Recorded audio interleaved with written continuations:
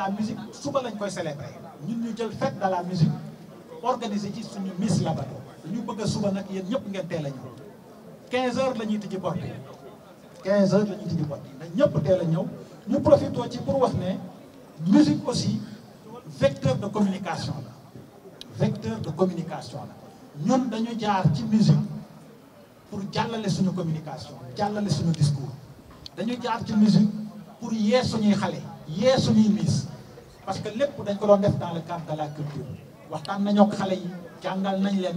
waxal nañ leen lan mooy citoyenneté wax nañ leen lan mooy patriotisme wax nañ leen lan mooy responsabilité mais surtout lan mooy amitié ak lan mooy fidélité je pense que loolu lépp tënk nañ ko ci biir Miss bi suba nag aspect culturel bi aspect musical bi moom mooy ñëw donc ñu ngi prier Wally Ballago Seck mu ñëw def nam doon def wane boppam mais surtout mu jàppale xale yi. Alors juste di leen wax que aventure bu neex la woon au début c'était très difficile parce que Labado mun naa leen man depuis 2013 laa ci nekkoon et j'y étais aussi avec les autres Miss yi nga xamante ne ci staff bi lañu nekk instant bi Jigal jàppale ñu accompagner ñu mun naa ne tey bu ñu demee ba toll fi tey grâce à Jigal moo tax et grâce à Labado bu ñu demee ba am fit di wax ci kanamu presse wala di def télé c'est grâce à Jigal. Donc vraiment di leen jox yéen ñëpp rendez-vous demain incha allah comme ni ko professeur Ali Khoudia Diop waxee ngeen teel a ñëw les tickets sont à 3000 francs et ce sera un concert inédit avec Wally Ballago Seck di remercier ñëpp surtout parents yi aussi parce que bu dul woon ñoom aussi tey Labado du àgg fi tey di remercier suñu sponsors yi ku ci mel ni Mame Thierno borom Cosmakeup 3X ak ñeneen ñi nga xamante ni mën naa ne sax teewuñu fi. Donc loolu daal laa amoon na mu leen di wax di remercier aussi staff bi ak Adja Omnico la grande dame nga xamante ni ci membre du jury la bokk merci. di remercier aussi Jigal ci confiance bi ma def parce que depuis mu commencé depuis 2013 ñoo nekk di liggéeyandoo ensemble ci concept bi nag li tax ma gën ci taxaw dafa nekk lu ma intéressé parce que beauté Jigal dafa wax beauté autrement tey jii suñu nee beauté bi ñu soxla. mooy beauté intérieure professeur wax na ko sax xam naa dañ ciy jaaraat beauté intérieure bi dañ ciy primer ak beauté extérieure yenn saa yi daan nañu jël nit ñu ne ñu pourquoi pas celle-là lu tax ngeen jël kii bàyyi kii mais dañuy laajte ci jigéen bi lu bari loo xam ne pour mu dajale ko parce que du xool la rek nga rafet dafa am yeneen yoo xam ne parce que sooy représenté sa askan di représenté sa réew war nga am taxawaay boo xam ne war a am lu nekk ci sa bopp ba nga xam ni tey foo mën a taxaw suñ la posé question wala ñu laaj la nga mën cee tontu dafa am njariñ torop torop moo tax nag maa ngi remercier waat Jigal ndax li ma la wax rek mode autrement la wax musique autrement vraiment dajale waat la mode et musique ma nit concept boobu laay def chaque année musique et mode ci laay liggéey maa ngi ci mode bi moo tax dama kontaan parce que dama dellu si ci li ma nekkoon rek. donc ku wax nag partenaire Mame Thierno Cosmakeup ñoo leen représenté nekk partenaire officiel boo xamante ne yàgg nañu ngeen Miss Labado yi ñu gëm leen nekk ay jeunes yoo xam ne nag dañu nekk ci domaine boo xam ne domaine commercial donc kenn du ne beauté te doo tudd cosmétique te doo tudd maquillage donc Mame Thierno nekk jeune boo xam ne ñu ci gannaaw di jàppale jeunes yi donc Jigal jox ko confiance ñu accompagner leen donc muy Miss Dakar bi di Crème Rose di Nouba marque Nouba bi nga xam se ni moom mooy côté maquillage Laura Six donc ay marques yu bari yoo xam ne moom mooy représentant bi à Dakar donc gëm projet bi donc depuis aventure bi nag yàggoon na trop metti woon na mais loo gis rek après dafay am jeextal donc ñu ngi félicité bu baax a baax Miss yi di wax ne que nag Mame Thierno jeune la boo xam ne seen i daan jeunes yi la fi nekkal képp ki nga xam ne nii du Miss Labado yi et tout képp ku taxaw pour liggéey moom il est prêt pour accompagner la ci cadre boo xam ne cadre commercial la ñëw di jënd di jaayaat parce que lépp loo xam ne produit bi nga koy jël extérieur di ko indi mu nekk ay originaux moom ñu koy indi fii yombalal ko ñëpp donc ñu ngi leen di remercier bu baax a baax di leen wax ni que bonne fête et que le meilleur bi daan nag ñëw leen ñaan. Bonsoir à tout le monde. Je remercie Jigal encore une fois pour la confiance. Je suis content vraiment ce partenariat et que depuis le début ça n'a pas été facile, mais les Miss sont toutes belles et très faciles à maquiller. Donc Friendly's Beauty by Jawed va accompagner encore une fois les Miss demain, Inch'Allah, pour la grande finale. Et que Friendly's Beauty aussi est en partenariat avec Cosmakeup.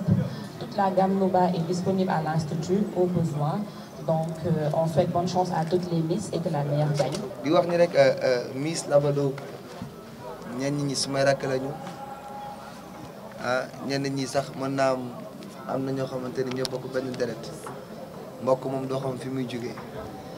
sama yéene ci ñoom nag waxtaan nañ ci ba ma demee ak seet leen seen hôtel on a eu à échanger wax naa leen ni yàlla baax na xam nga wax ci public dafa xaw a yéeme te jàmm ak pexeem yàlla ak dogalam am naa yéene teg ci loxo ci ñenn ñi je préfère ma bàyyi ba yi passé lu ma ci mën rek lu sob yàlla ma daal di koy def jaar ci ñi ma war a jaar muy kilifa yi nga xamante ne ñooy kilifa Miss Labado yi. waaw première question bi dafa xam naa ni organisateur yi Miss Labado ñoo ko mën mais bon damay wax sama avis rek parce que boo nee mode laal nga culture et que je pense que kii décidé pour dem télévision nekk animateur que ça soit mannequin bu góor bi wala animatrice moom la engagé buñ la tetee ba nga taxaw plateau ñu décorer la war la ni am nga potentialité yi te bi ngay ñëw nga def test comme say morom le suivi yow yaa ko war a def sa bopp donc ku nekk ak sa choix bopp la pour man sama xel bu gàtt peut-être que dañu am seen choix mu xëy na nag ñi nga xamante ni ñoo yor affaire bu man kii yi ak musique yooyu dañ leen mën tontu bu leer beneen bi ci topp ci affaire musique li ma wax rek mooy xale la muy liggéey et que ambition bëgg représenter dara ci suma réew donc représenter ci sa réew dara nekkul nga nekk phénomène kese day fekk nga taxawal dara am naa yéene bi am naa yéene joxe loxo tendre la main ñi nga xamante ni parce que yaakaar nañ ko ci man et maa ngi def nank jéego yi et je pense que talent bi sénégalais yi am ak artistes sénégalais yi fii yabaru ñu amul ñu xamul dara amul ñu ñàkk bopp amul ñu ñàkk test bu ñu bind wala amul ñoo xamante ni seen way ku ci nekk li ngay way am na ñu mu neex ku ci nekk li ngay way am na ñu mu neex donc ñooñu mu neex même bu dee 10 lañu dañ leen war a encourager parce que ñu yokk donc vraiment fii man gis naa ni les jeunes sénégalais sont vêtus de talent et que dinañ xool lu ci gën a mën a jàppale parce que man tam dañ may jàppale te peccum ñëw su neexee nday daa jàpp ci mbagg yi dinaa fexe may loxo tàmbale ko ci sama askan ba pare le reste yàlla baax na incha allah. pour beneen question bi voilà je pense que pour beneen question bi ñun on a veillé quand même parce que xale yi ñëw ci ñun yëpp mu nekk d' abord ay xale yu jàng école kooku moo doon kii d' abord kooku loolu moo doon le premier point déjà suñu ñi si amul kenn ku ciy taxawaay ñëpp dañuy jàng école mais dañ ne dañuy xool ku nekk li nga bëgg ñu accompagner la ci jàppale la ci loolu moo doon suñu conseil mais dañu bëgg suñu ñi ñu jàng am formation am métier bon léegi nag ku ci choisir dem def télé aussi c' est pas mal animatrice télé c' est pas mal mais l' essentiel amal background boo xam ne foo taxaw soo waxee ñu xam ne kii am na yar am na xam-xam liggéey bi muy def mérité na mais vraiment suñu vocation du former ay miss yoo xam ne jànguñu et cetera noonu ñun xale yi fi nekk yëpp seen parents dañu jël responsabilité dénk ñu ko parce que seen sécurité ñun ñoo koy yor bu ñuy ñëw bu ñu nekkee ak bu ñuy dellu mais dañuy veiller à ce que ñu dem école ba wàcc soog a ñëw moo tax on prend toujours l'habitude d'enregistrer les samedis et les dimanches. Ah oui, pour le choix de Wally, ça c'est simple. Wally ñëpp ko bëgg moo xew donc bu ñu defee réunion ñëpp leen ni Wally Seck la ñu bëgg dañuy xas suñu tànkatu ba indi leen Wally Seck ba déggal leen parce que boobu rek ñu fi mën a am indi ambiance boo xamante ne ñun moom la ñu soxla. am na yeneen artistes am na El Hadj Keita. dina ñëw am na Jaman c'est ça ça. dina ñëw dina ñëw mais Wally la ñu bëgg mu tuur. waaw tamit donc voilà c'est juste ça merci. waaw dinaa la tontu ah mais je pense que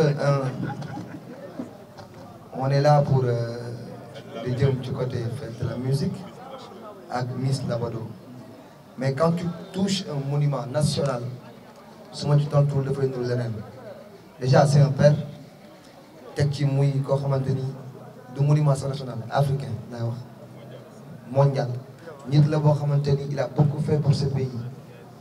alors je veux faire plus que lui raison pour laquelle je suis là je peux bien vous rester à la maison ñu fay ma suma cachet suba xëy ma ñëw waaye dem ñibbi mais su ma jógee tukki nelaw ma ñëw toog fii parce que je me suis engagé à travers cette jeunesse saine à travers beauté africaine bi nga xamante ni man j'ai eu à la rencontrer avant may ñëw fii gëm ni vraiment naturalisme bi ngi ci moo tax ma ñëw fi tey en étant citoyen bëgg apporter dara suma réew moo tax may nangu dégg yéen moo tax yow sax ma lay tontu beneen bi ci topp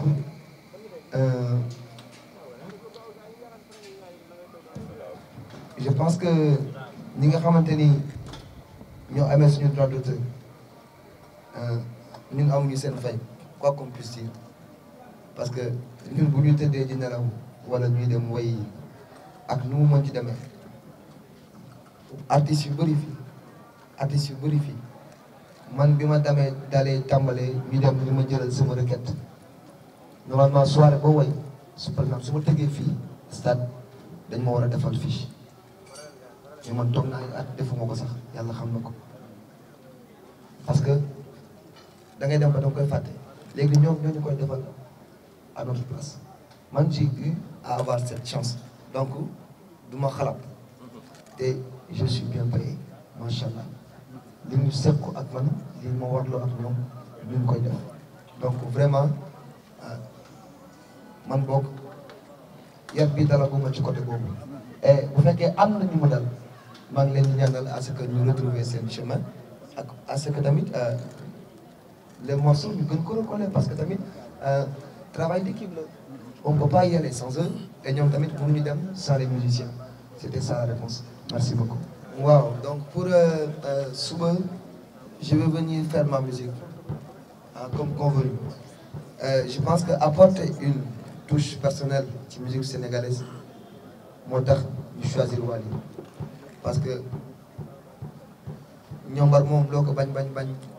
nangul ko gàtt geen ak mën a daw ku ne xam na ni musique ko Wally Seck am na benn touche bu personnelle moo tax muy touché ñenn ñi beneen bi ci topp nag côté recette man engagé wu ma parce que je suis pas le producteur ni le promoteur je suis venu en tant que homme de culture en tant que musicien ñu apporter sama touche donc ñoom ñi tënk mbir mi je pense que ils ont su ma leen doon tontu à leur place am nañ lu leen gën a soxal ci xale yi que ñu jël recette bi di ko def feneen te xale yi ne fi. waaw côté mode ak musique kenn mënu ko séparer parce que li may wax tout le temps talent rek doyul waykat bi mën a way am na talent mais il faut moom benn aspect bu ñu dégager c'est très très important am benn affaire boo xamante ni bagage boobu la et tu peux être victime de la mode ou bien mën nga branché nga créer sa yëfu bopp c'est très très important donc mode moom ak musique kenn mënu leen séparer Adja Ombilico wax na ko léegi sama sister sooy woo ñi nga xamante ne ñu ngi ci monde bi il faut que nga woo des hommes culturels ñi nga xamante ne ay musiciens lañ ñëw ñu bokk benn jotaay parce que c'est très très important ñaari affaire la kenn mënu ko séparer dafa mel ni meew ak soow dañoo bokk rek kenn mënu leen séparer ba benn. waaw d'abord est-ce que damay accompagner ki nga xamante ni mooy champion bi loolu damay limité wu trop ñii boo leen xoolee xam ni c'est une famille quitte à ce que ma accompagner leen ñoom ñëpp moom ma gënal ma topp ci kenn accompagner ko déjà bu subaa dañuy tànn rek symboliquement mais ñoom seen bopp xam nañ ni kenn gañ ko parce que ñoom ñëpp ku ci nekk war ngaa mën tojum rek ñoom ñëpp elles sont toutes belles ñoom ñëpp ñu ngi nice ba beneen bi ci topp est-ce que pourquoi ma jël choix wu